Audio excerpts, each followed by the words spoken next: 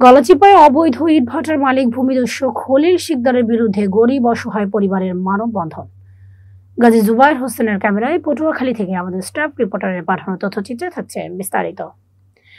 পটুয়াখালীর গলাচিপায় অবৈধ ইটভাটার মালিক ভূমিদস্যু খলিল শিকদারের বিরুদ্ধে স্থানীয় গরিব অসহায় পরিবার মানববন্ধন করে। বৃহস্পতিবার সকাল 10টায় উপজেলার চরবিশ্বাসের 2 নম্বর ওয়ার্ডের উত্তর চরবিশ্বাস গ্রামে গড়ে ওঠা অবৈধ ইটভাটার সামনে স্থানীয় শত শত ভিটেমাটি হারা নির্যাতিত গরিব অসহায় পরিবারের অংশগ্রহণে মানববন্ধন অনুষ্ঠিত হয়। মানববন্ধনে ভুক্তভোগী অসহায় নারী পুরুষরা বলে, অবৈধ ইটভাটার মালিক ভূমিদস্যু খলিল শিকদার টাকার বিনিময়ে একটি সন্ত্রাসী বাহিনীর মাধ্যমে ইটভাটার পাশে বসবাসরত অসহায় পরিবারগুলোর ওপর অমানবিক অত্যাচার, মিথ্যা মামলা দিয়ে হয়রানি ও জোরপূর্বক তাদেরকে নামমাত্র টাকা দিয়ে বসত বাড়ি থেকে উৎখাত করে জমি জবরদখল করে নেন।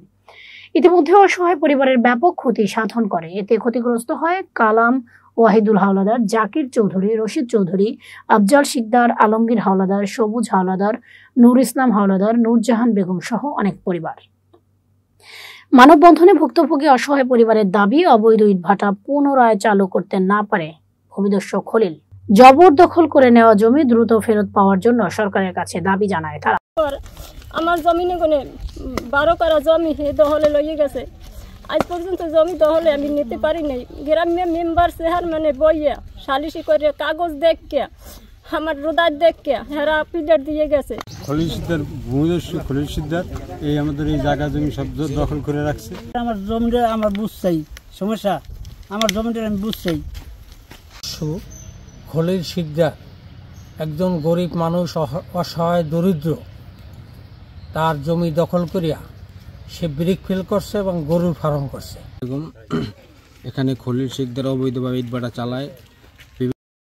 এদিকে 2019 সালে সরকারি রাজস্ব ফাঁকি, পরিবেশ দূষণ ও কোনো প্রকার বৈধ কাগজপত্র না থাকায় গলাচিপা সহকারী কমিশনারের ভূমি উক্ত ইটভাটা 6 লাখ টাকায় নিলাম ডাকেন। চলতি বছরের 24শে ফেব্রুয়ারি বাংলাদেশ হাইকোর্ট দ্বৈত বেঞ্চের বিচারপতি ফারা মাহবুব ও বিচারপতি দেবাশিস রায় যৌথভাবে পরিবেশ রক্ষায় 4 সপ্তাহের মধ্যে জেলা প্রশাসক বরাবর উক্ত ইটভাটা ঘুরিয়ে দেওয়ার জন্য আদেশ জারি করে।